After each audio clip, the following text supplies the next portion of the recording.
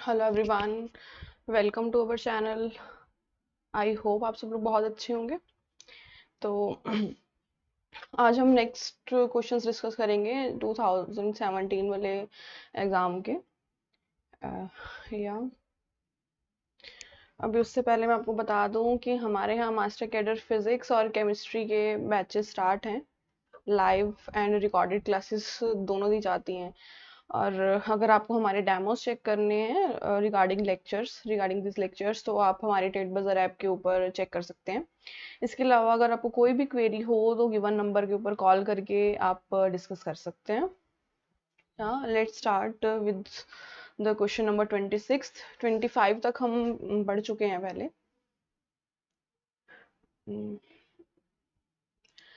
The wave function xi x equals to ae minus b square x square by 2m, where a and b are real constants, is a normalized eigenfunction of the Schrodinger equation for a particle of mass m and energy E in a one-dimensional potential Vx, such that Vx is equals to 0 at x is equals to 0. Which of the following is incorrect? ठीक है, तो इसके लिए क्या है हमारे पास, जो normalised eigen function है इसका, इज नॉर्मलाइज आइगन फंक्शन, ये नॉर्मलाइज आइगन फंक्शन है। तो इसके लिए जो पोटेंशियल की जो वैल्यू होगी ना, वो कुछ इस तरह से होनी चाहिए, हाफ ओमेगा एक्स स्क्वायर ए स्क्वायर टाइप्स। ठीक है, तो यहाँ इसमें क्या है, जो पोटेंशियल है, तो लाइक ये वाला जो सेकेंड ऑप्शन है हमारे पास, उसके अंदर हमारे पास एक्स स्क्वायर आ रहा है।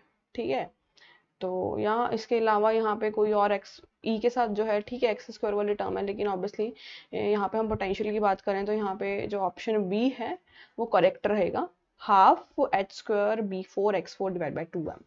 ठीक है, तो इसके लिए जो ऑप्शन बी है वो करेक्ट होगा। नेक्स्ट चेक करते हैं।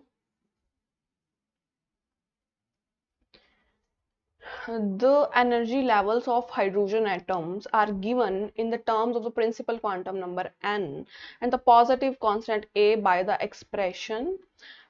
वो कह रहे हैं कि हाइड्रोजन एटम से, जो कि बोहर पोस्टुलेट्स से हमें पता चला था कि हाइड्रोजन एटम की वो एनर्जी लेवल्स या फिर प्रिंसिपल क्वांटम नंबर्स के बारे में उन्होंने बताया था। तो वो कह रहे हैं कि इनमें से कौन सी ऐसी, लाइक अगर हम ए को एक पॉजिटिव कांस्टेंट ले लें तो क्या होगा एनर्जी का एक्सप्रेशन, मतलब। तो ये देखो, जो हमें बोहर ने बताया था, उस केस के अंदर एनर्जी जो थी हाइड्रोजन एटम के लिए, वो -13.6 divide by N square, obviously mega electron volts, sorry electron volts जो थी यूनिट्स। हमारे पास एनर्जी का जो सीन था वो इस तरह का था, कुछ इस तरह का एक्सप्रेशन था। ठीक है, और अगर इसमें से देखें तो वो कह रहे हैं कि ए कांस्टेंट है, यानी कि हम इस पर्टिकुलर 13.6 को एक कांस्टेंट ए ले लेते हैं, तो हमारे पास -a/n², ये पर्टिकुलर एक्सप्रेशन आ रहा है। तो यहाँ पे देखिए, तो यहाँ पे जो ऑप्शन सी है वो करेक्ट रहेगा, -a/n²। तो एनर्जी का expression in terms of this था, -13.6 डिवाइड बाई आंसर, कुछ इस तरह के टर्म में था। अगर ए को पॉजिटिव इंटीजर ले लिया जाए, ठीक है, तो वो कहाँ था, अगर an² भी नहीं था, a डिवाइड बाई ये भी नहीं था, मतलब तो ऑब्वियसली सी था यहाँ पे। इस तरह से अगर इसको कंपेयर करें तो इसका जो करेक्ट ऑप्शन होगा वो है -a/n²। Next we have a positive cation has a rest mass of 494 mega electron volt by c square, whereas a proton has a rest mass, cation का rest mass दे रखा है, proton का rest mass दे रखा है।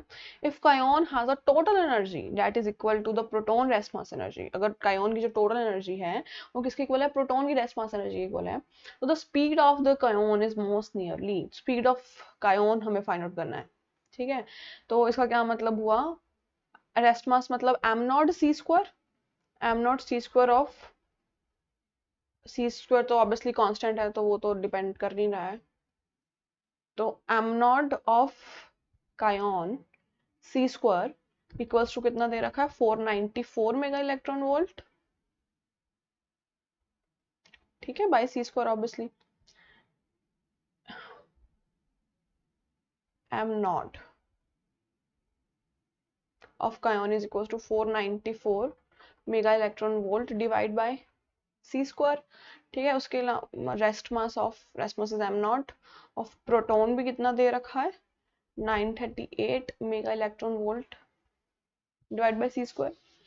तो rest mass of kaon भी लिख लिया, रेस्ट मास ऑफ प्रोटॉन भी लिख लिया। उसके बाद जो टोटल एनर्जी है कायोन की, total energy of kaon is equals to m naught of proton into c square, ये सी स्क्वायर इधर चला जाएगा, m naught of proton into c square equals to gamma times m naught of kaon c square. मतलब जो rest mass of proton है, total energy is equal to rest mass of proton is equal to gamma times m naught of rest mass of kaon into c square. वो जो है इस तरह से लिखा जाएगा।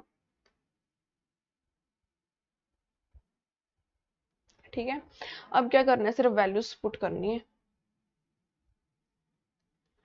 प्रोटॉन का कितना है 938 इज इक्वल्स टू, क्योंकि सी स्क्वायर हम उस तरफ ले गए ना, मल्टीप्लाई के अंदर उनको शिफ्ट कर दिया है। 938 is equals to gamma times 494 है, M naught C square is equals to 494 from equation number 1। तो गामा टाइम्स 494, यहाँ से गामा की वैल्यू आ जाएगी विच इज 938 डिवाइड बाय 494। इनको जब हम सॉल्व करेंगे तो इसका जो आंसर है वो 1.9 आ जाएगा। ठीक है। इसको हम क्यों कर रहे हैं, क्योंकि हमें फाइंड आउट करना है कि speed of the kaon, speed of the kaon का जो रिलेशन होता है विद द गामा वो कुछ इस तरह से है, gamma is equals to gamma square is equals to 1/1 minus beta square. Beta is the speed of the kaon बताएगा हमें। तो यहाँ से हमने गामा फाइंड आउट कर लिया है। अब क्या करो, gamma square 1 minus beta square, यानी कि यहाँ पे गामा की वैल्यू 1.9 है, 1.9 square is equals to 1/1 minus beta square. ठीक है। इसको शफलिंग के अंदर ले आओ, 1 माइनस बीटा स्क्वायर ऊपर चला जाएगा, 1/1.9 का स्क्वायर इधर आ जाएगा।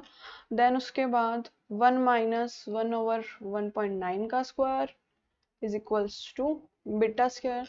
तो यहाँ से हमारे पास जो बीटा है उसकी वैल्यू कुछ, मतलब ऑब्वियसली इसकी रूट्स को सॉल्व करके 0.85 सी आएगी। ठीक है। तो या इसका जो आंसर है वो कुछ इस तरह से आएगा 0.85 सी। तो इसका जो करेक्ट आंसर है वो रहेगा option number D, that is 0.85 into c. ठीक है। तो या option D is the correct answer for this question. Next we have a charged particle is released from the rest in the region where there is a constant electric field and a constant magnetic field.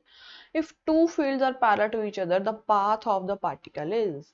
वो कह रहे हैं कि जब एक charge particle release किया गया है from rest in a region where constant ही इलेक्ट्रिक फील्ड है एंड कांस्टेंट ही मैग्नेटिक फील्ड है। ठीक है। इफ टू फील्ड, अगर दोनों फील्ड एक दूसरे के पैरेलल हैं तो बताओ कि पार्टिकल का जो है पाथ कौन सा होएगा। एज वी नो कि जो इलेक्ट्रिक फील्ड है वो पार्टिकल को स्ट्रेट लाइन के अंदर ट्रेवल करवाती है। ठीक है। और जो हमारे पास मैग्नेटिक फील्ड होती है, अगर वो परपेंडिकुलर है किसी पर्टिकुलर, मतलब वो पार्टिकल के परपेंडिकुलर एक्ट कर रही है तो वो उसको सर्कुलर पाथ के अंदर घुमाती है। वही मैग्नेटिक फील्ड पार्टिसिपेट करती है जो परपेंडिकुलर होती है, जो लाइक 90 डिग्री जो पार्टिकल उस पर्टिकुलर फील्ड मैग्नेटिक फील्ड के 90 डिग्री के अंदर एंटर हुआ है वो हेलिकल पाथ के अंदर गुजरेगा और उसी के ऊपर मैग्नेटिक फील्ड अपना इफेक्ट डालती है। ठीक है। कि हमने पढ़ा हुआ है। तो अगर इलेक्ट्रिक फील्ड स्ट्रेट लाइन में घुमाती है और मैग्नेटिक फील्ड जब कोई पार्टिकल उससे 90 डिग्री का एंगल बना रहा होता है तो उसको सर्कुलर पाथ में घुमाती है। ठीक है। तो उसका जो पाथ बनता है वो कुछ इस तरह का हेलिकल टाइप्स बनता है। ठीक है। अगर मैग्नेटिक फील्ड 90 डिग्री के ऊपर एक्ट करेगी तो। लेकिन यहाँ पे उन्होंने बताया हुआ है कि दो फील्ड जो है एक दूसरे के पैरेलल हैं। ठीक है। इलेक्ट्रिक फील्ड भी इस डायरेक्शन में, मैग्नेटिक फील्ड भी इस डायरेक्शन में, मतलब एक दूसरे के पैरेलल हैं। तो क्या होगा, तो कुछ इस तरह से है। According to Lorentz force F is equal, अगर इलेक्ट्रिक फील्ड है तो F is equal to q ही है, एंड अगर मैग्नेटिक फील्ड है तो वो वी क्रॉस बी हमारे पास हो जाता है। ठीक है। यानी कि अगर इसका मैग्नीट्यूड लें तो वो वी बी साइन थीटा हो जाएगा, और वी और बी दोनों के अंदर जो एंगल है वो 0 डिग्रीज का है तो वो वी बी साइन 0 हो जाएगा। वी बी साइन 0 हो जाएगा, दोनों के बीच में जो एंगल है वो 90 डिग्रीज का है। तो यहाँ पे जो हमारे पास थीटा की वैल्यू है वो 0 हो जाएगी एंड साइन 0 इज 0, यानी कि एफ एम यानी कि force due to the magnetic field क्या हो जाएगा, 0 हो जाएगा, क्योंकि मैग्नेटिक फील्ड जो है पैरेलल है इन द जो प्रोपेगेशन है उस पर्टिकुलर कह सकते पार्टिकल का। तो यहाँ पे भी साइन जो थीटा की जो वैल्यू है वो 0 हो जाएगी, तो साइन थीटा हमारे पास 0 होता है, तो मैग्नेटिक फील्ड जो है उसकी जो force due to magnetic field है वो क्या हो जाएगा, 0 हो जाएगा। तो इलेक्ट्रिक फील्ड क्या करती है फिर, यानी कि उस पर्टिकुलर पार्टिकल के ऊपर जो रिलीज हुआ है फ्रॉम द रेस्ट, तो कांस्टेंट इलेक्ट्रिक फील्ड का ही अफेक्ट होगा, कांस्टेंट मैग्नेटिक फील्ड का कोई इफेक्ट नहीं होगा, क्योंकि F M force due to the magnetic field 0 आ चुका है। तो इस वजह से हमारे पास जो पार्टिकल है वो सिर्फ इलेक्ट्रिक फील्ड के फोर्स से ही आगे जाएगा। तो इसका जो करेक्ट आंसर होगा फिर वो क्या होगा, स्ट्रेट लाइन, है ना, क्योंकि इलेक्ट्रिक फील्ड तो पार्टिकल को स्ट्रेट लाइन के अंदर मूव करवाती है। तो या इसका जो करेक्ट आंसर है वो है A, that is straight path. Next we have the hypothesis that an electron passes spin is qualitatively significant for the explanation of the following topics except the, वो कह रहे हैं कि जो स्पिन इलेक्ट्रॉन के पास स्पिन है, ठीक है, ये वाला जो लाइक एक्सप्लेनेशन है वो इनमें से कौन सी थ्योरीज के अंदर हमें जरूरत नहीं है, मतलब इलेक्ट्रॉन के स्पिन की हमें इनमें से कौन सी थ्योरी के अंदर जरूरत नहीं है। तो फर्स्ट हमारे पास है कि कंसीडर नहीं किया जाता इलेक्ट्रॉन के स्पिन को डिफाइनिंग दीज थ्योरीज। तो पीरियोडिक टेबल को सेटअप करने के लिए, स्पेसिफिक हीट्स ऑफ मेटल के अंदर, fine structure of atomic spectra, deflection of a moving electron by uniform electric field, तो स्पेसिफिक हीट ऑफ मेटल्स के अंदर भी स्पिन को यूज किया जाता है, fine structure of atomic spectra के अंदर भी स्पिन को देखा जाता है, deflection of moving electron in uniform magnetic field, इसके अंदर भी स्पिन को देखा जाता है। तो देखो जो हमारे पास पेरियोडिक टेबल की स्ट्रक्चर हम जब बनाते हैं तो एलिमेंट्स के ऑब्वियसली उसके अंदर इलेक्ट्रॉन्स के स्पिन को तो नहीं देखा जाता, हम एक पर्टिकुलर एलिमेंट को देखा जाता है, ठीक है। तो इसका जो करेक्ट आंसर होगा वो होगा option number A, that is structure of the periodic table. Periodic table के स्ट्रक्चर के अंदर जो स्पिन है इलेक्ट्रॉन के उसको नहीं देखा जाता, उसकी एक्सप्लेनेशन के अंदर ये यूज नहीं होती है, ठीक है, उसके अंदर स्पिन को बात नहीं किया गया। यहाँ इसका जो करेक्ट ऑप्शन रहेगा फिर वो option number A. Next we have eigenfunctions for a rigid dumbbell rotating about its center have a phi dependence of the form xi phi is equals to ae eta m phi, where m is a quantum number, a is constant, m यहाँ पे है quantum number, a हमारे पास constant है, which of the following values of a will properly normalize the eigenfunction। तो यहाँ पे क्या है, यहाँ पे लिखा हुआ है properly normalize कर रहा है eigenfunction को, ऐसी xi की मतलब हमें वो wave function को solve करके ऐसा कुछ फाइंड आउट करना है। तो जो नॉर्मलाइज है उसकी क्या कंडीशन होती है, कोई भी वेव फंक्शन है उसके साथ उसका कॉन्जुगेट, जो लिमिट्स हैं वो 0 से 2 पाई ली गई हैं and is equals to 1, normalization की ये कंडीशन होती है। कोई भी वेव फंक्शन साथ उसका कॉन्जुगेट एंड उसकी जो लिमिट्स 0 से 2 पाई एंड देन इक्वल्स टू 1, ये नॉर्मलाइज, अगर 0 है तो वो ऑर्थोगोनल की कंडीशन हो जाती है, बट नॉर्मलाइज करना है, नॉर्मलाइजेशन की कंडीशन होती है इक्वल्स टू 1, ठीक है। तो हमारे पास जो फंक्शन है xi x उसकी वैल्यू क्या है, xi x is equals to a ई की आइटा एम फाई, और अगर हम उस पर्टिकुलर फंक्शन का कॉन्जुगेट ले लेते हैं तो ए ई की माइनस आइटा हो जाएगा, आइटा का कॉन्जुगेट माइनस आइटा हो जाता है। तो जब हम इन दोनों को मल्टीप्लीकेशन के अंदर लेकर आते हैं 0 से 2 पाई, यानी कि ए ई की आइटा एम फाइव, ए ई की minus eta M five, obviously यहाँ पे डी फाइव भी आएगा, डी फाइव इक्वल्स टू 1, ठीक है। तो ये तो आपस में कैंसिल ही हो जाएंगे, ई की प्लस आइटा है ई की माइनस आइटा, तो हमारे पास क्या रह जाएगा 0 से 2 pi a square d five equals to 1, ठीक है,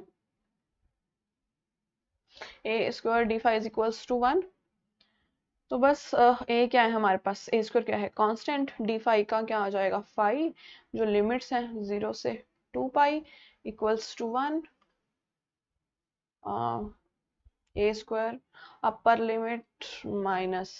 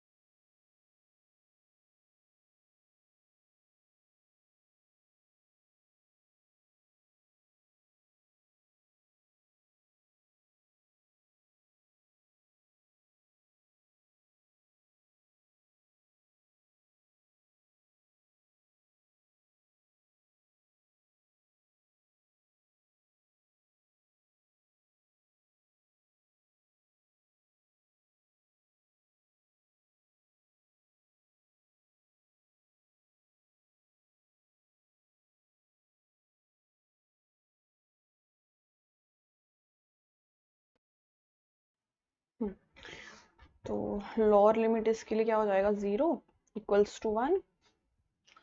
देन उसके बाद a² into 2 pi equals to 1। ठीक है, a की वैल्यू हमें फाइंड आउट करनी है obviously. a² is equals to 1/2 pi and a is equals to 1/√ऑफ 2 पाई।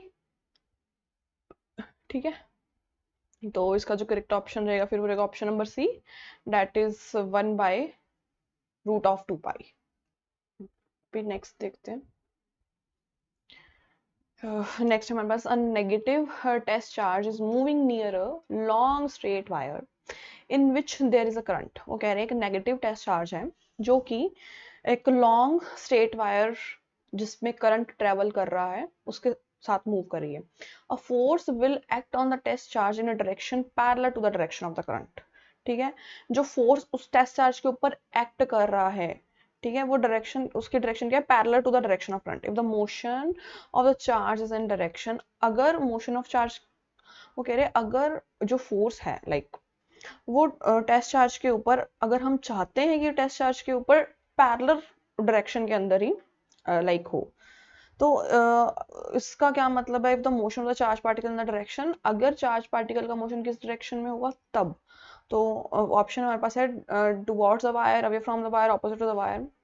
तो देखो ये हमने एक क्वेश्चन पढ़ा हुआ है कि अगर तो हमारे पास सपोज ये दो तरह के वायर्स हैं, दो तरह की वायर्स हैं, अगर इन हम चाहते हैं कि फोर्स अगर पैरेलल वाली डायरेक्शन में लगे, अगर ये दोनों एक दूसरे के पैरेलल हैं तो इनमें अट्रैक्टिव फोर्स होएगा। अट्रैक्टिव फोर्स, अगर इन दोनों में जो करंट है वो पैरेलल है डायरेक्शन में तो इन दोनों में अट्रैक्टिव फोर्स होएगा। अगर ऑपोजिट डायरेक्शन में, यानी कि एक में ऊपर एक में नीचे है और वाइस वर्सा जो भी है फर्स्ट और सेकेंड, अगर ऑपोजिट करंट है तो इनके अंदर रिपल्सिव फोर्स लगेगा। ठीक है, रिपल्सिव फोर्स लगेगा। तो पैरेलल और एंटी पैरेलल, अगर पैरेलल है तो अट्रैक्टिव, अगर एंटी पैरेलल है तो रिपल्सिव फोर्स लगेगा। ठीक है, तो यहाँ पे क्या बोला हुआ है कि वो पैरेलल डायरेक्शन में होना चाहिए। अगर हम चाहते हैं कि पैरेलल डायरेक्शन में हो तो उनमें कौन सा फोर्स लगना चाहिए, चार्ज पार्टिकल और करंट के अंदर, नेगेटिव चार्ज पार्टिकल करंट के अंदर, वायर के अंदर, करंट कैरिंग वायर के अंदर कौन सा फोर्स लगना चाहिए, ऑब्वियसली अट्रैक्टिव, क्योंकि यहाँ पे पैरेलल दे रखा है। तो फिर वो जो करंट है वो जो चार्ज पार्टिकल है फिर वो टुवर्ड्स द वायर आना चाहिए, यानी कि attractive force towards the wire आएगा अगर अट्रैक्टिव है। अवे फ्रॉम द वायर जाएगा तो रिपल्सिव है। अगर मतलब एंटी पैरेलल दिया होता तो हम अवे फ्रॉम द वायर को मार्क करके आते। तो ना ही ऑपोजिट टू द करंट है, ना ही perpendicular to both the direction है, तो इसका जो करेक्ट ऑप्शन रहेगा वो है टुवर्ड्स द वायर, है ना, क्योंकि उन्होंने यहाँ पे बोला हो कि पैरेलल टू द डायरेक्शन अगर हम चाहते हैं तो जो हमारे पास चार्ज पार्टिकल है वो टुवर्ड्स द वायर मूव करना चाहिए, क्योंकि अकॉर्डिंग टू जो ये वाला फिनोमिना है उसकी वजह से। ठीक है, अगर पैरेलल होगा तो अट्रैक्टिव फोर्स अप्लाई होएगा, अगर एंटी पैरेलल में होंगे तो रिपल्सिव फोर्स अप्लाई होगा। ठीक है, अभी नेक्स्ट क्वेश्चन चेक करते हैं।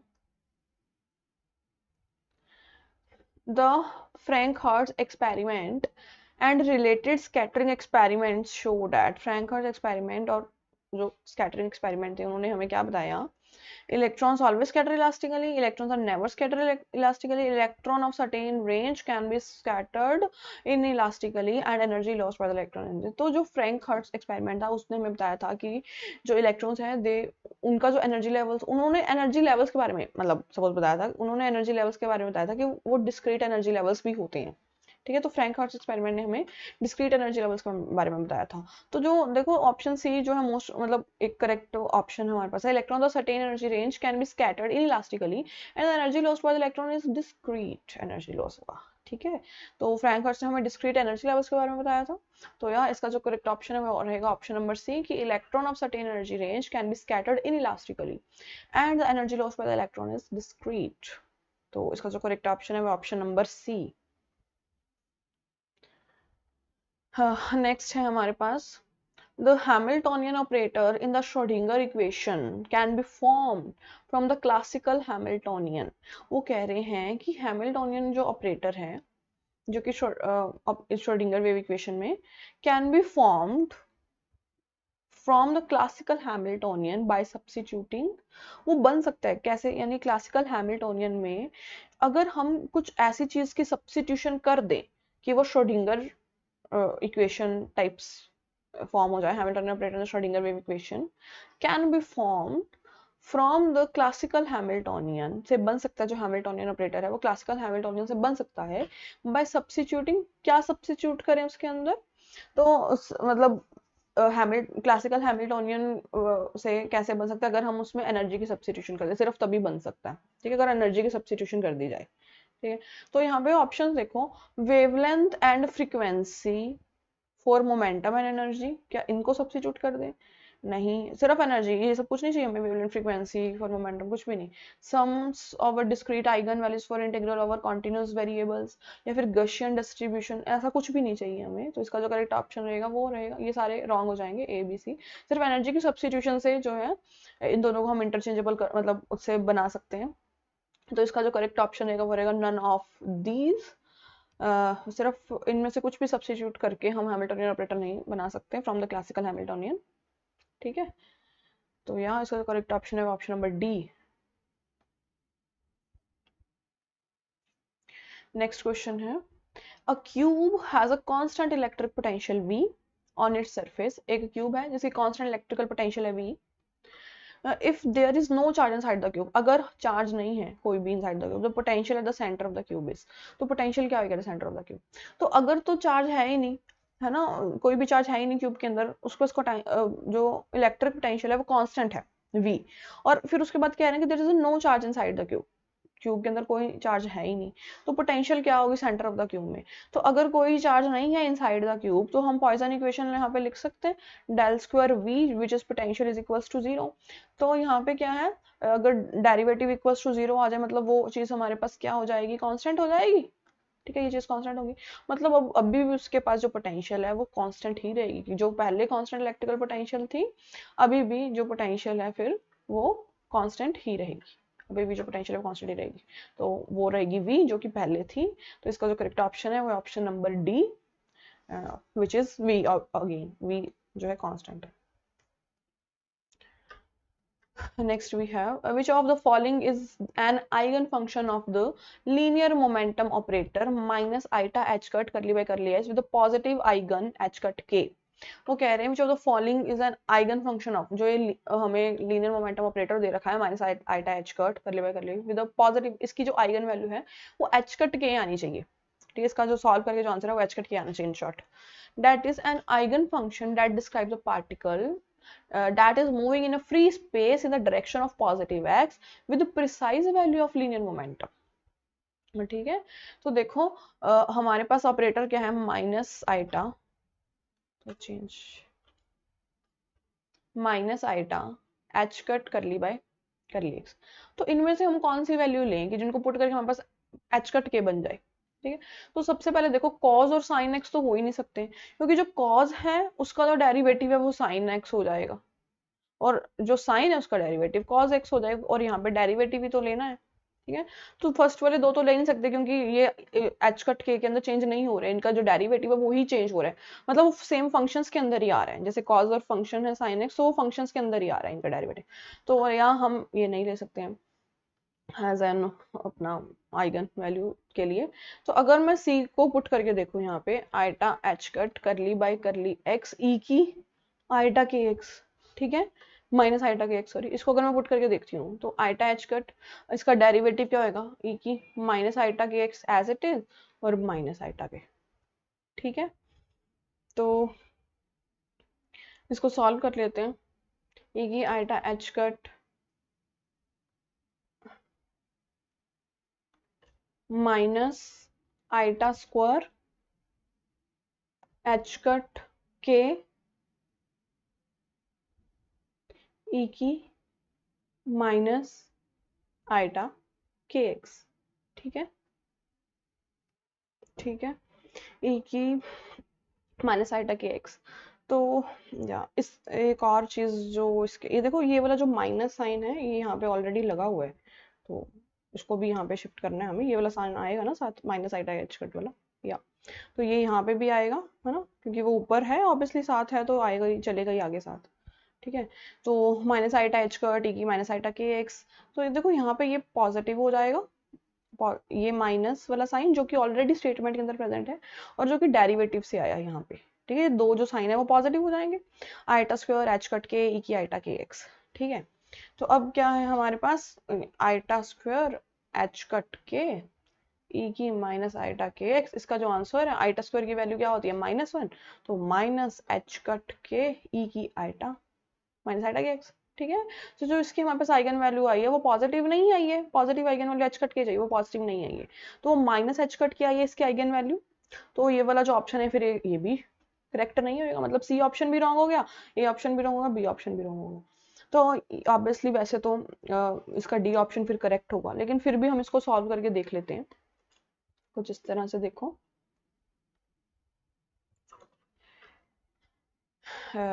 Minus iota H cut curly by curly x e की iota k x minus iota H cut as it is e की आइटा के एक्स का ई की आइटा के एक्स, देन इसका जो आइटा के, ठीक है। देन उसके बाद क्या, माइनस और iota into iota, iota square हो जाएगा, h cut as it is e की iota k x as it is, और आइटा स्क्वायर की वैल्यू क्या होती है -1, एच कट ई की आइटा के एक्स, ये अभी है -1 माइनस कैंसिल हो जाएंगे, प्लस हो जाएगा, और इसका जो करेक्ट ऑप्शन है ऑब्वियसली यहाँ पे के भी प्रेजेंट है, एच कट के ई की आइटा के एक्स, ठीक है। तो अभी क्या होगा इसका, जब हम डी वाला ऑप्शन लेंगे तो इसकी जो आइगन वैल्यू है वो पॉजिटिव आ जाएगी, आइगन वैल्यू मतलब उसके ऑब्वियसली आगे वाला जो होता है ये उसकी आइगन वैल्यू होगी पर्टिकुलर मोमेंटम ऑपरेटर की, तो एच कट के जो है पॉजिटिव आइगन वैल्यू आ गई है, या तो इसका जो करेक्ट ऑप्शन रहेगा वो है option number D, which is e की आइटा के एक्स को हम एज अ मतलब एक आइगन फंक्शन कंसिडर कर सकते हैं, लाइक जिससे हमारे पास पॉजिटिव आइगन वैल्यू आ रही है, ठीक है। तो यहाँ इसका correct option option number D. Next, listed below all Maxwell equation of electromagnetism, if a magnetic monopole exists, which of these equations would be incorrect? वो कह रहे हैं कि अगर मैग्नेटिक मोनोपोल एग्जिस्ट कर गया तो इनमें से कौन सी मैग्नेटिक मतलब इक्वेशन जो है इनकरेक्ट, इनमें से मैक्सवेल की कौन सी इक्वेशन में से इनकी ये इक्वेशंस जो हैं वो इनकरेक्ट हो जाएगी, ठीक है। तो अब हमारे पास क्या है, वो वाली इक्वेशंस इनकरेक्ट होंगी जो कि मैग्नेटिक फील्ड को डिफाइन कर रही हैं, सही, सिर्फ मैग्नेटिक फील्ड को डिफाइन कर रही हैं, ठीक है। तो उसके अंदर हमारे पास क्या चीज़ है, एक तो मैक्सवेल की इक्वेशन जो है इलेक्ट्रोमैग्नेटिज्म लिखा हुआ है यहाँ पे, ठीक, यहाँ पे और क्या लिखा हुआ है, मैग्नेटिक मोनोपोल एग्जिस्ट करते हैं या नहीं करते। तो देखो इलेक्ट्रिक मोनोपोल तो एग्जिस्ट करते हैं, तो हमें पता है कि जो सोर्स चार्ज होता है उनमें से जो है इलेक्ट्रिक फील्ड जो है निकलती रहती है ना, इलेक्ट्रिक फील्ड जो है एग्जर्ट होती रहती है, तो इलेक्ट्रिक फील्ड जो है वो मतलब एग्जर्ट हो सकती है ऐसे सोर्स चार्ज में से। लेकिन जो मैग्नेटिक फील्ड है ना उसका क्या है, उन्होंने बताया कि जो अकेला नॉर्थ पोल या अकेला साउथ पोल ऐसे एग्जिस्ट नहीं करते, अगर नॉर्थ पोल है तो साउथ पोल भी होगा, यानी कि अगर मैग्नेटिक फील्ड लाइंस जो हैं किसी सरफेस से बाहर निकले तो उन्होंने टर्मिनेट भी होना है, उनकी जो कुछ इस तरह से उसको कंसीडर किया जाता है। तो मतलब अकेला नॉर्थ पोल एग्जिस्ट नहीं कर सकता, मतलब ऐसे ही मैग्नेटिक फील्ड लाइंस नहीं एग्जर्ट होंगी, उन्होंने टर्मिनेट भी होना है, तो टर्मिनेट होगा तो उसका साउथ पोल होएगा ही होएगा, ठीक है।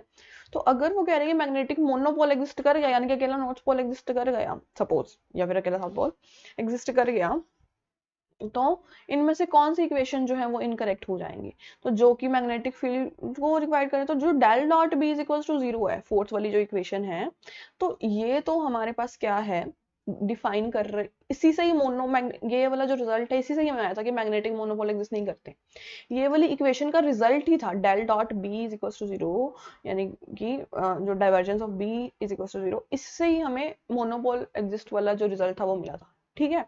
तो यानी कि इक्वेशन 4 तो इनकरेक्ट हो ही गई है, अगर मोनोपोल एग्जिस्ट करते हैं तो इक्वेशन 4 का जो रिजल्ट है वो तो इनकरेक्ट हो ही गया, ठीक है। तो यानी कि जिन ऑप्शंस में इक्वेशन फोर्थ इक्वेशन के बारे में बताया हुआ है वो ऑप्शन करेक्ट हो सकता है, तो यानी कि ए और बी ऑप्शन तो इनकरेक्ट हो गए कंप्लीटली, ठीक है। तो सी और डी के अंदर देखो, सी और डी इनमें से कोई भी करेक्ट हो सकता है, इनमें से कोई करेक्ट हो सकता है, ठीक है, क्योंकि डेल डॉट बी वाली जो फोर्थ इक्वेशन है इन दोनों में इन्वॉल्व है, कि फोर्थ वाली इक्वेशन तो पक्का ही इनकरेक्ट है, क्योंकि इसके अंदर इस इक्वेशन के रिजल्ट से ही हमें मोनोपोल की एग्जिस्टेंस, इसका इक्वेशन का रिजल्ट ही वो है मोनोपोल की एग्जिस्टेंस वाला, ठीक है। तो ये तो हमारे पास क्या है, सी और डी ऑप्शन तो इनकरेक्ट हो गए, सॉरी ए और बी ऑप्शन तो इनकरेक्ट हो गए, सी और डी के अंदर चेक करते हैं। तो देखो सेकंड और फोर्थ या थर्ड और फोर्थ, सबसे पहले थर्ड देखो, थर्ड के अंदर तो मैग्नेटिक फील्ड की बात ही नहीं की हुई है ना, तो वो मैग्नेटिक फील्ड से रिलेट ही नहीं कर पा रही है।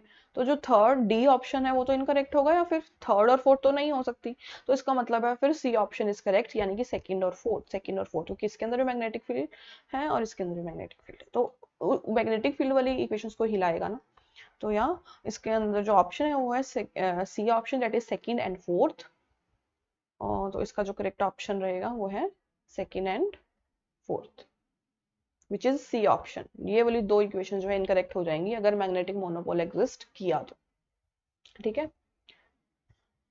तो अभी अगर आप हमारे फ्री व्हाट्सएप ग्रुप्स का पार्ट बनना चाहते हैं, तो अपना नेम, हम किस पेपर की प्रिपरेशन कर रहे हैं, आप किस सिटी से बिलोंग करते हैं, मेल एंड फीमेल, हाँ, तो मार्क करके ये गिवन नंबर पे के ऊपर आप भेज सकते हैं या फिर व्हाट्सएप कर सकते हैं हमें, ताकि आप हमारे फ्री व्हाट्सएप ग्रुप का पार्ट बन जाएं एंड जो भी अपडेट हैं रिगार्डिंग योर एग्जाम वो आपको मिलती रहे।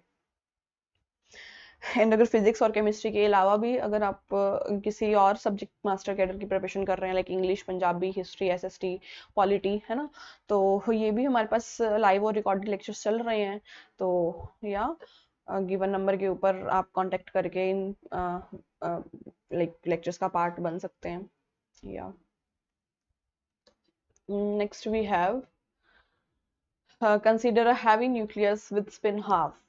अगर एक हैवी न्यूक्लियस स्पिन हाफ है, the magnitude of the ratio of the intrinsic magnetic moment of the nucleus to an electron is magnetic, in short की हमें मैग्नेटिक मोमेंट्स की रेशोज लेनी है न्यूक्लियस की, यानी कि प्रोटॉन की और इलेक्ट्रॉन की।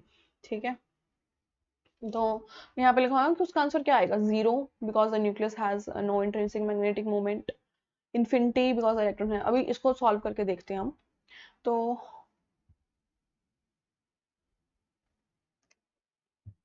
ये mu N divide by mu B, ये म्यू एन मतलब न्यूक्लियर मैग्नेटॉन और बी बोहर मैग्नेटॉन।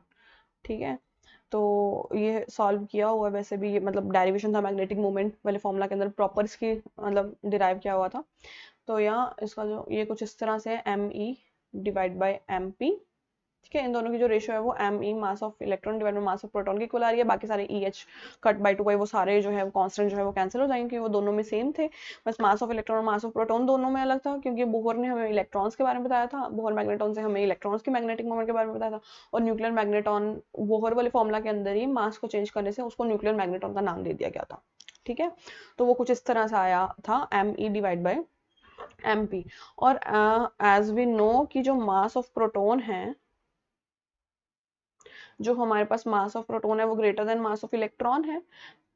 ठीक है, mass of proton is greater than mass of electron. तो अगर M E by M P वाली जो रेशो है, लाइक अगर हम इस इनइक्वालिटी से इसको सॉल्व करें तो ये नीचे चला जाएगा, M E divide M P less than, यानी कि ये जो पर्टिकुलर रेशो है M E divide by M P वाली जो एक पर्टिकुलर रेशो है, M E divide by M P वाली जो पर्टिकुलर रेशियो है लेस देन 1 है। ड्यू टू दिस इनइक्वालिटी हमें ये पता चला। तो यानी कि mu N divide by mu B, इनकी जो रेशियो है magnet of the intrinsic magnetic moment of the nucleus to the electron, इनकी जो रेशियो है न्यूक्लियर टू द इलेक्ट्रॉन, जो कि बोहर ने हमें इलेक्ट्रॉन के बारे में बताया था, वो क्या है हमारे पास, फिर वो भी हमारे पास लेस देन 1 हो जाएगी। अगर उनकी right hand side lace than 1 है तो ऑब्वियसली वो भी हमारे पास लेस देन 1 हो जाएगी। तो फिर इसका जो करेक्ट आंसर क्या है वो है ग्रेटर देन 1 नहीं हो सकता, जीरो भी नहीं है, इन्फिनिटी भी नहीं है। ठीक है, तो इसका जो करेक्ट ऑप्शन फिर क्या हुआ, less than 1, because the nucleus has mass much larger than the electron. ठीक है, तो इसका जो करेक्ट ऑप्शन फिर वो रहेगा option number D, that is less than 1। या नेक्स्ट क्वेश्चन पढ़ते हैं, the particle decay, this following equation must be a weak interaction because, अभी जो ये पर्टिकुलर डिके हमें दे रखा है, पार्टिकल्स का डिके कुछ इस तरह से हुआ है, वो कह रहे हैं कि ये एक वीक इंटरेक्शन है, must be a weak interaction होनी चाहिए, must be a weak interaction because, क्यों, फॉलोइंग क्वेश्चंस में से हमें देखना है, the Del not has spin 0, no neutrino is produced, it does not conserve angular momentum, it doesn't conserve strangeness. तो देखो वीक इंटरेक्शन की जो सबसे बड़ी पहचान होती है वो होती है न्यूट्रिनो और एंटी न्यूट्रिनो की एमिशंस। ठीक है, वीक इंटरेक्शंस के अंदर न्यूट्रिनोस और एंटी न्यूट्रिनोस इन्वॉल्व होते हैं। ठीक है, लेकिन अब इस पर्टिकुलर रिएक्शन में तो न्यूट्रिनो है ही नहीं, तो यहाँ से हम वीक इंटरेक्शंस के बारे में फिर पता नहीं करवा सकते हैं। ठीक है, लेकिन इसके अंदर क्या है, गिवन ऑप्शंस में से हमें चेक करना पड़ेगा कि स्पिन 0 है, ये भी कुछ वीक इंटरेक्शंस को नहीं बताता। इट कैन जो हमारे पास स्ट्रॉन्ग इंटरेक्शन उसके अंदर भी स्पिन की वैल्यू है, वो तो ऑब्वियसली ना हमारे पास वो अलग कॉन्सेप्ट आ जाता है चार्ज पार्टिकल्स के लिए, अनचार्ज पार्टिकल्स के लिए। नो न्यूट्रिनो इज प्रोड्यूस, ठीक है, नो न्यूट्रिनो इज प्रोड्यूस, तो अगर न्यूट्रिनो प्रोड्यूस कोई भी न्यूट्रिनो प्रोड्यूस नहीं हुआ तो इसका मतलब है कि वो हो सकता है कि वो स्ट्रॉन्ग हो, है ना। तो ये तो ऑप्शन बिल्कुल ही इनकरेक्ट हो जाएगा, तो न्यूट्रिनो प्रोड्यूस होना चाहिए था तो वो वीक इंटरेक्शन के बारे में बताता, तो वीक इंटरेक्शन के बारे में ये तो कुछ नहीं बता रहे। फर्स्ट भी ऑप्शन जो है इनकरेक्ट हो जाएगा। It does not conserve angular momentum, ठीक है, तो एंगुलर मोमेंटम का भी कुछ ऐसा नहीं है कि स्ट्रॉन्ग में कंजर्व्ड रहेगा या वीक में कंजर्व्ड नहीं रहेगा, it can be conserved in both the reactions. तो it doesn't conserve the strangeness, तो ऑप्शन डी जो है इसका करेक्ट आंसर होगा, क्योंकि जो स्ट्रेंजनेस है वो वीक इंटरेक्शंस के अंदर कंजर्व्ड नहीं रहती है, इट डजंट कंजर्व, और जरूरी नहीं है मतलब एज सच, लेकिन मोस्ट ऑफ द टाइम्स जो स्ट्रेंजनेस है वो कंजर्व नहीं रहती है वीक इंटरेक्शंस के अंदर, क्योंकि जो हमारे पास पार्टिकल है जो स्ट्रेंजनेस शो कर रहे हैं वो वीक इंटरेक्शंस के अंदर पार्टिसिपेट करने वाले, they are due to the weak interactions. ठीक है, वो वीक इंटरेक्शंस का ही जो है पार्ट है डीके का। तो यहाँ it does not conserve the strangeness, ये वाला जो ऑप्शन डी है वो ऑप्शन डी करेक्ट होगा। इसके अंदर यही है कि स्ट्रेंजनेस कंजर्व नहीं रहती है, तो स्ट्रेंजनेस ही होता है, लाइक वीक इंटरेक्शंस के अंदर स्ट्रेंजनेस ही कंजर्व नहीं होती है। ठीक है, या इट डजंट, तो इसका जो ऑप्शन डी है वो करेक्ट रहेगा। When the beta decay of cobalt nuclei is absorbed at low temperature in a magnetic field that aligns the spin of the nuclei, it is found that electrons are emitted in a direction opposite to the cobalt spin direction. Which of the following invariance is violated? तो ये वाला जो cobalt वाला है ये beta decay के अंदर हमने पढ़ा था। बीटा डीके के अंदर जो है ये पर्टिकुलर रिएक्शन ली गई थी, उससे हमें पता चला था कि हमारे पास बीटा डीके के अंदर पैरिटी का वायलेशन हो रहा है। ठीक है, ये बहुत ही इंपॉर्टेंट कंसेप्ट है न्यूक्लियर के अंदर। जब हमने ये पर्टिकुलर रिएक्शन ली थी इसके अंदर बीटा डीके हुआ था और वहां से हमें पता चला था कि यहाँ पे पैरिटी जो है कंजर्व्ड नहीं रह रही है, पैरिटी वायोलेशन हो रहा है। तो मैं यहाँ पे उन्होंने डायरेक्टली तो पैरिटी के बारे में नहीं लिखा है कि पैरिटी वायोलेशन, लेकिन जो पैरिटी है वो रिफ्लेक्शन इनवेरियंस है ना। मिरर इमेज को अगर हम left handed right handed confirm कर पा रहे हैं तो वो पैरिटी का वायोलेट होना है, अगर नहीं कर पा रहे तो पैरिटी कंजर्व्ड है। ठीक है, तो यहाँ पे जो है रिफ्लेक्शन इनवेरियंस है, इसका पैरिटी जो वायलेशन है उसको रिफ्लेक्शन इनवेरियंस बोला जाता है। तो यहाँ इसका जो करेक्ट ऑप्शन रहेगा वो option number C, that is reflection invariance. Next we have the wave function for identical fermions is antisymmetric under particle interchange. wave function जो है identical fermions का antisymmetric है क्योंकि हम particle को interchange करते हैं। Which of the following is consequence of this property? इनमें से कौन बताता है इस property को?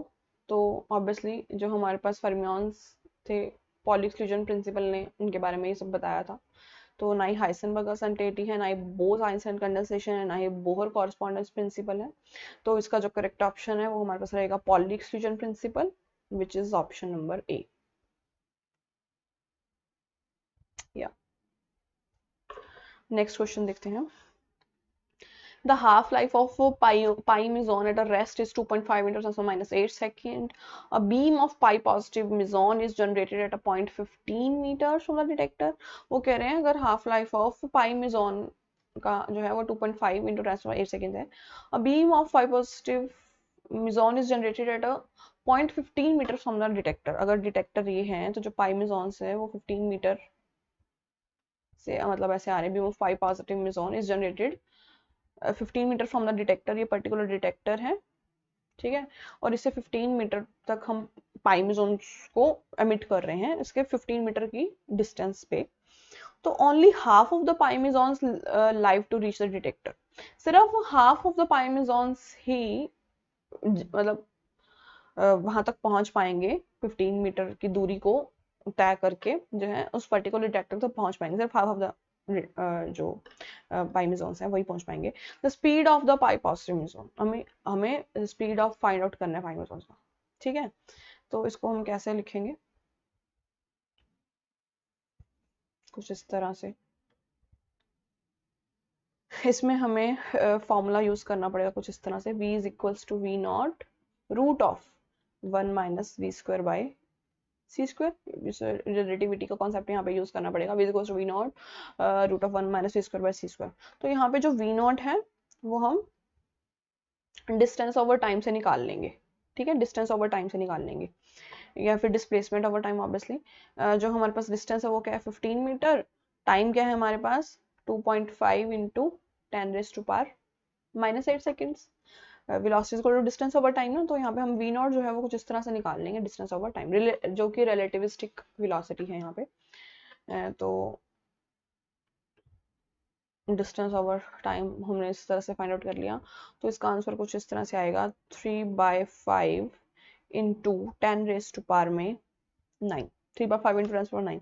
इसको थोड़ा सा शॉर्टेस्ट के अंदर हम मतलब इसको, और 3/5 जो है वो ऑब्वियसली अगेन पॉइंट के अंदर आ जाएगा, तो इसको हम थोड़ा सा सेटल करते हैं, रीअरेंज करते हैं, लाइक 10 रेज टू पावर 9, इसको 10 रेज टू पावर 8 कर लेते हैं, ये हमारे पास क्या हो जाएगा 2 हो जाएगा।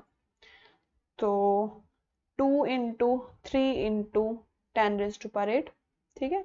तो 2 और ये 3 इंटू 10 पावर 8 क्या है c, which is the speed of light, तो ये हमारे पास क्या हो जाएगा 2c।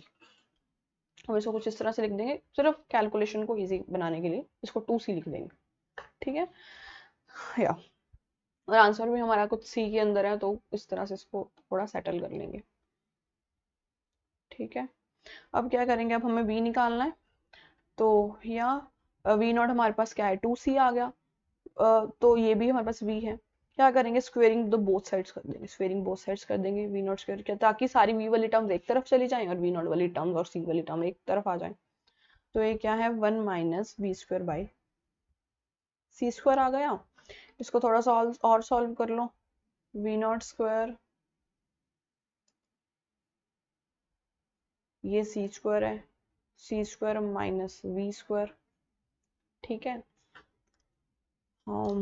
Then again v square is equals to v naught square c square minus v square divided by c square, v square is into c square हो जाएगा, v naught square c square minus v naught square v square, v square वाले terms को साथ ले जाओ, v square c square minus v naught square v square is equals to v naught square c square, फिर v square को common निकाल लो, c square minus v not square equals to v not square c square, ठीक है। अब देखो v not square की हमारे पास वैल्यू है c स्क्वायर that is 2 coulomb, sorry coulomb नहीं, c which is speed of light 2c, वही यही जो स्पीड ऑफ लाइट चल रही है। तो यहाँ पे क्या आ जाएगा 4c स्क्वायर आ जाएगा, V naught square C square है ना, क्योंकि 2c को अगर हम स्क्वायरिंग करेंगे तो वो 4c स्क्वायर आ जाएगा। तो यहाँ से क्या है v square c square 1 minus, और c स्क्वायर भी कॉमन ले लेते हैं, देन यहाँ पे भी सॉल्व कर लो इसको, 4c4 हो जाएगा, c स्क्वायर इंटू c4 हो जाएगा, क्योंकि v नॉट की मैंने अगेन यहाँ पे वैल्यू पुट कर दी है, v स्क्वायर c स्क्वायर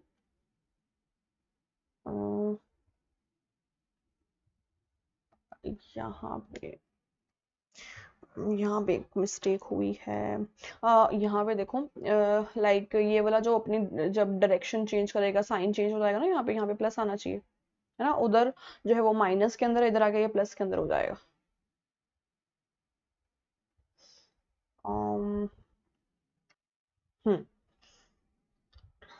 ठीक है, ये प्लस के अंदर हो जाएगा 4c4, हाँ ये 5 है एंड देन 4c4, ठीक है।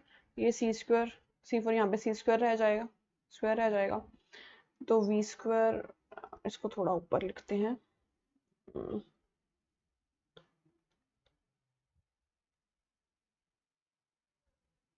5v² इक्वल्स टू 4c², तो v² is equals to 4/5c², v is equals to √4/5c², v is equals to 2√5 into c। ठीक है, 4 का 2 हो जाएगा, तो इसका जो करेक्ट ऑप्शन है वो हमारे पास option number C, that is 2√5 into c. ठीक है, तो इसको कुछ इस तरह से सॉल्व करना। नेक्स्ट ऑप्शन क्वेश्चन है हमारे पास, positron is the bound state of an electron and a positron. Positron जो है इलेक्ट्रॉन और पॉजिट्रॉन की एक बाउंड स्टेट है। Consider only the stable of zero orbital angular momentum, the most probable decay product of any such state of positronium with zero spin is। अब देखो इन short की अगर हम चेक करें कि इलेक्ट्रॉन और पॉजिट्रॉन जब एनहिलेशन या फिर पेयर प्रोडक्शन के अंदर आते हैं, जो इलेक्ट्रॉन और पॉजिट्रॉन पेयर हैं ये इकट्ठे आते हैं, तो वो क्या करते हैं, गामा फोटॉन्स अपने साथ एमिट करते हैं, है ना। तो जो वहाँ पे पेयर प्रोडक्शन या फिर एनिलेशन के अंदर गामा जो फाइंड आउट आते हैं, मतलब फोटोन्स आते हैं, गामा फोटोन्स, यहाँ पे भी लिखा हुआ है कि फोटोन्स है ना, 0 1 और 2 ये चेक करना पड़ेगा। It decays not feasible, D option correct नहीं है। ठीक है, तो क्या है यहाँ पे, जब इलेक्ट्रॉन्स और पॉजिट्रॉन जो है एमिट होते हैं, डिके होते हैं, तो हमारे पास क्या है, फोटोन्स, गामा फोटोन्स जो हैं वो एमिट होते हैं। तो जब गामा फोटोन्स एमिट होते हैं वो even number of gamma photons emit होते हैं हमेशा।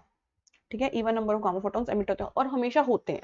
ठीक है, तो जीरो जो है, जीरो तो करेक्ट नहीं हो सकता है ना, 1 भी नहीं करेक्ट हो सकता क्योंकि ये ऑड हो गया। तो इसका जो करेक्ट ऑप्शन है फिर वो क्या रहेगा, option number C. Even number 2 भी हो सकते हैं, 4 भी हो सकते हैं, 6 भी हो सकते हैं, 8 भी हो सकते हैं। ठीक है, इस तरह से इवन नंबर ऑफ फोटॉन्स जो है वो एमिट होते हैं। इसका जो करेक्ट ऑप्शन है वो option number C, that is 2 photons. Next question we have, which of the following particles doesn't exist in composite state? Composite, इनमें से कौन सा पार्टिकल जो है वो अपने composite state के अंदर एग्जिस्ट नहीं करता है? does not exist, composite state मतलब वो आगे और किसी से नहीं बना होता। लाइक जो इलेक्ट्रॉन है वो उसका वो एलिमेंट्री पार्टिकल, इसको हम और ब्रेक नहीं कर सकते हैं। लेकिन जो प्रोटॉन और न्यूट्रॉन है ना, ये कॉम्पोजाइट पार्टिकल्स है, यानी कि ये क्वार्क से बने होते हैं। अगेन नेक्स्ट जो प्रोटॉन है वो 3 क्वार्क से बना हुआ है। ठीक है, वो क्वार्क्स से बने होते हैं जो प्रोटॉन्स, यानी कि वो एलिमेंट, उनको हम और आगे तक ब्रेक नहीं कर सकते, दे आर कॉम्पोजिट पार्टिकल्स। ठीक है, तो इनमें से कौन वो कह रहे हैं कि कॉम्पोजिट पार्टिकल है, प्रोटॉन नहीं हो सकता, क्यों नहीं हो? सबसे पहले ना आप ये चेक करो कि म्यून यहाँ पे लिखा हुआ है। ठीक है, म्यून इज अ लेप्टॉन। ठीक है, म्यून हमारे पास क्या है, लेप्टॉन है, और जो लेप्टॉन है दे आर द शॉर्ट, मतलब एलिमेंट्री पार्टिकल्स है, सबसे स्मॉलेस्ट पार्टिकल हुआ है म्यून। जो लेप्टॉन है उसको हम आगे ब्रेक नहीं कर सकते, तो म्यून इज अ लेप्टॉन, बट ये अपनी कॉम्पोजाइट स्टेट के अंदर एग्जिस्ट नहीं करता है। तो यहाँ इसका जो ऑप्शन ए है वो करेक्ट हो जाएगा, फिर ऑप्शन ए इज करेक्ट।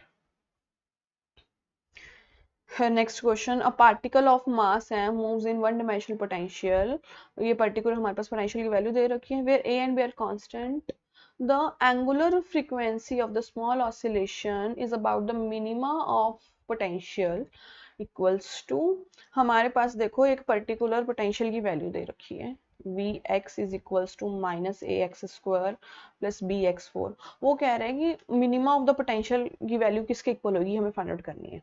ठीक है, तो इसको फाइंड आउट करने का जो मेथड है वो कुछ इस तरह से है कि पहले तो इसको एक डेरिवेटिव कर लेते हैं हम विद रिस्पेक्ट टू एक्स। ठीक है, तो वो कुछ इस तरह से आएगा, curly square V by curly X. ठीक है, सॉरी स्क्वायर नहीं,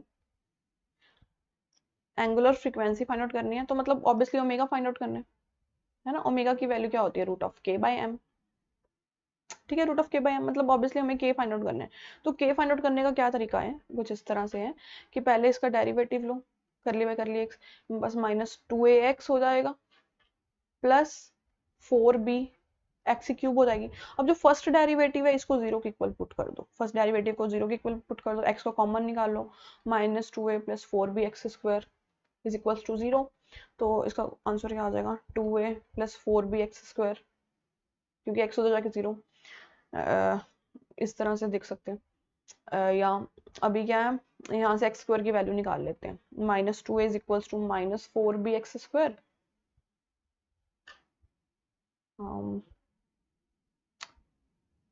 2a divide by 4b is equals to X square. तो एक्स स्क्वायर की वैल्यू क्या आ गई यहाँ पे, a by 2b। X square की वैल्यू क्या आ गई है बाय 2b।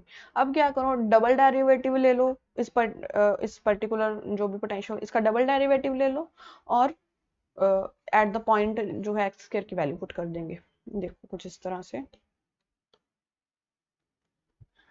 इसका डबल डेरिवेटिव ले लेते हैं, curly square B V by curly X square is equals to -2a plus 12b X square, है ना, यही इसका डबल डेरिवेटिव आएगा। तो -2a, अब एक्स स्क्वायर की वैल्यू जो है a/2b हमने फाइंड आउट किया, यहाँ पे पुट कर देते हैं a/2b, b से b कैंसिल हो जाएगा 2 6, तो -2a plus 6b which is 4b। मतलब इसके डबल डेरिवेटिव की वैल्यू जो है वो 4b आएगी, यानी कि ये डबल डेरिवेटिव है इस k होता है, k इज इक्वल टू करली b by curly X square. ठीक है, k की वैल्यू क्या आ गई 4b, और हमारे पास क्या भी ये फॉर्मूला के अंदर पुट कर दो, omega is equal to k by m, तो omega is equal to root of 4b by M.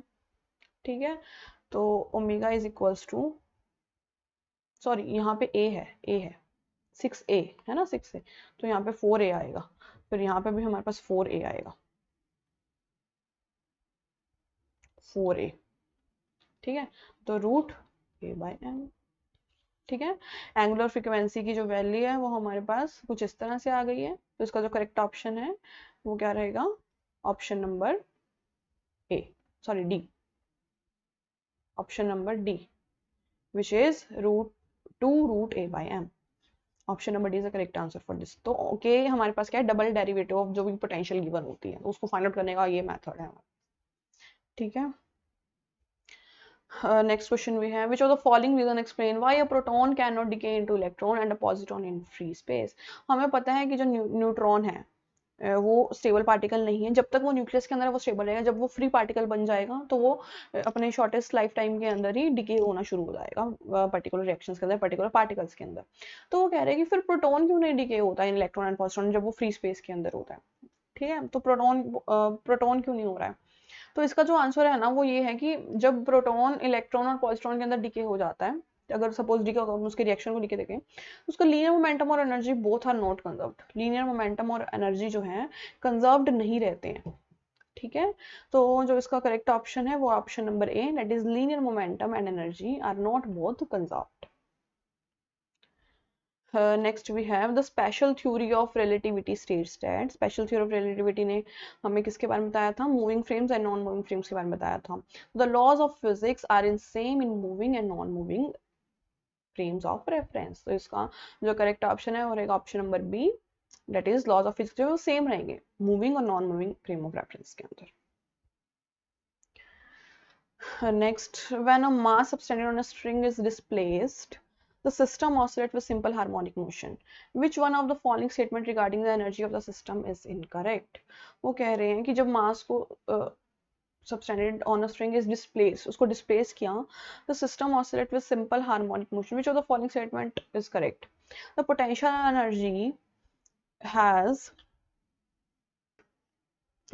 energy has minimum value when the spring is fully compressed and fully extended। जो potential energy है वो minimum हो जाएगी जब हम spring को fully compress या फुली एक्सटेंड, मतलब वो पूरी तरह, अगर स्प्रिंग की जगह मैं आपको ऑसिलेशन का यहाँ पे बता के दिखाऊं, ऑसिलेटर अगर यहाँ पे बना के दिखाऊं, तो मतलब वो कह रहे हैं कि अगर हम उसको मीन अपनी एक्सट्रीम पोजीशन पे जाएंगे, मतलब फुली उसको जो है एक्सटेंड कर देंगे, तो उसकी जो पोटेंशियल एनर्जी है वो मिनिमम हो जाएगी। Kinetic energy and maximum value at equilibrium, नहीं इक्विलिब्रियम पे नहीं। तो sum of the kinetic potential energy at the time constant, ये भी ऑप्शन करेक्ट नहीं है। Potential energy is maximum value when the mass is at rest, ये भी ऑप्शन करेक्ट नहीं है। तो जो तीन बी सी एंड डी तीनों ऑप्शंस करेक्ट नहीं है, तो इसका जो करेक्ट ऑप्शन है वो रहेगा ऑप्शन नंबर ए, यानी कि पोटेंशियल एनर्जी जो है उसकी मिनिमम वैल्यू हो जाती है जब हम स्प्रिंग को फुली कॉम्प्रेस्ड फुली एक्सटेंड करते हैं, फुली एक्सटेंड करते हैं। ठीक है, तो पोटेंशियल एनर्जी इन केस के अंदर मिनिमम वैल्यू हो जाती है, तो उसका ऑप्शन ए करेक्ट रहेगा। Which one of the following statements concerning the acceleration of an object moving with a simple harmonic motion is correct? Acceleration के साथ इनमें से कौन सी, अगर acceleration को consider करें simple harmonic motion, तो कौन सी equation जो correct हो जाएगी? It is constant concerning acceleration of moving with a simple harmonic motion is correct. it is maximum when the object moves through the center of the oscillation. It is zero when the object moves through the center of the oscillation. It is zero when the object is extremely on. तो अभी simple harmonic के case के अंदर जो acceleration है उसका जो formula वो कुछ इस तरह से है, माइनस ओमेगा स्क्वायर एक्स। ठीक है, ये इक्वेशन सिंपल हार्मोनिक केस के अंदर डिराइव की गई है, is equals to minus omega square X मतलब डिस्प्लेसमेंट। ठीक है, तो इनमें से कौन सी जो है इक्वेशन करेक्ट होगी? देखो, अगर तो सपोज वही ऑसिलेटर का केस, ये सपोज जब वो एक्सट्रीम के अंदर गया, अपनी एक्सट्रीम पोजीशन के अंदर गया, तो ये उसका क्या है, डिस्प्लेसमेंट है। तो अगर डिस्प्लेसमेंट हमारे पास मैक्सिमम हो जाएगी तो acceleration depending on this formula acceleration भी क्या हो जाएगी, लाइक मैक्सिमम हो जाएगी। लेकिन अगर हमारे पास क्या है, अगर वो कह रहे हैं अगर अपना इधर ऑब्वियसली मीन पोजीशन पे आएगा तो एक्सेलरेशन क्या हो जाएगा, दोबारा से मीन पोजीशन पे आएगा तो एक्सेलरेशन क्या हो जाएगी, जीरो हो जाएगी। अगर एक्सेलरेशन डिस्प्लेसमेंट जीरो हो जाएगी, अगर डिस्प्लेसमेंट जीरो हो जाएगी तो according to this formula acceleration भी क्या हो जाएगी, जीरो हो जाएगी। तो object when through the centre, centre के अंदर तो नहीं होगा क्योंकि एक्सेलरेशन डिस्प्लेसमेंट सेंटर के अंदर जीरो है। It is zero when the object moves to the centre of the oscillation. तो इसका जो करेक्ट ऑप्शन है ऑप्शन नंबर सी, क्योंकि जैसे ही वो सेंटर के अंदर आएगा उसकी जो डिस्प्लेसमेंट है वो जीरो हो जाएगी, डिस्प्लेसमेंट जीरो हो जाएगी तो एक्सेलरेशन भी क्या हो जाएगी, जीरो हो जाएगी सेंटर ऑफ द ऑसिलेशन के अंदर। ठीक है, it is zero when the object is extremity of the oscillation, मतलब एक्सट्रीम पोजीशन पे होगा तो जीरो नहीं होगी ना, जीरो तो हो ही नहीं सकती क्योंकि according to this displacement maximum हो जाएगी। तो यहाँ इसका जो करेक्ट ऑप्शन है इस क्वेश्चन का रहेगा फिर ऑप्शन नंबर सी, क्योंकि अकॉर्डिंग टू दिस फॉर्मूला जो है सेंटर के अंदर जो डिस्प्लेसमेंट है वो जीरो हो जाएगी, डिस्प्लेसमेंट जीरो हो जाएगी तो एक्सेलरेशन भी क्या हो जाएगी, जीरो हो जाएगी। Next we have in the half wave rectifier the peak value of the AC voltage across the secondary of the transformer is 20 root 2 volt if no filter circuit is used। अगर कोई filter circuit use नहीं किया जाता तो maximum DC है, तो maximum DC voltage across the load will be। तो maximum अगर कोई फिल्टर सर्किट यूज नहीं किया हुआ है तो मैक्सिमम डीसी वोल्टेज हमें फाइंड आउट करनी है। तो इसका जो हमारे पास फॉर्मूला है डीसी का वो कुछ इस तरह से है, maximum V DC, DC voltage find out करना है ना, तो उसका जो फॉर्मूला है वो कुछ इस तरह से, V DC is equal to V maximum divide by pi. ठीक है, तो वोल्टेज अक्रॉस वी डीसी हमें फाइंड आउट करना है, जो वी मैक्सिमम है वो 20√2 है डिवाइड बाय पाई। ठीक है, 20√2 डिवाइड बाय पाई, बस पाई की वैल्यू 22/7 पुट करो और 20√2 सब चीज को सॉल्व करो तो हमारे पास 9 वोल्ट आंसर आ जाएगा इसका। ठीक है, इसका जो करेक्ट ऑप्शन है वो 9 वोल्ट। फॉर्मूला यही यूज होना है, 20√2 पाई 22/7, इनको सॉल्व करके हमारे पास क्या है, 9 वोल्ट आंसर आ जाएगा। ठीक है, जो 50 का जो करेक्ट ऑप्शन रहेगा फिर वो रहेगा 9 वोल्ट, डी ऑप्शन। ठीक है, तो ये लेक्चर यहीं पे हम अभी करते हैं खत्म। अभी नेक्स्ट जो 25 क्वेश्चन जो भी रह गए हैं वो चेक करेंगे नेक्स्ट लेक्चर के अंदर। तो आप टेलीग्राम चैनल हमारा ज्वाइन कर सकते हैं, इंस्टाग्राम पे भी हमें फॉलो कर सकते हैं, फेसबुक पेज भी हमारा फॉलो कर सकते हैं इन ऑर्डर टू, अगर आपको कोई भी लेटेस्ट इन्फॉर्मेशन चाहिए रिगार्डिंग योर एग्जाम्स। ठीक है, तो और जो भी स्टूडेंट्स इस चैनल के ऊपर नए हैं तो वो प्लीज़ हमारे चैनल को सब्सक्राइब कर दें और बेल आइकन को भी प्रेस कर दें। या थैंक यू सो मच।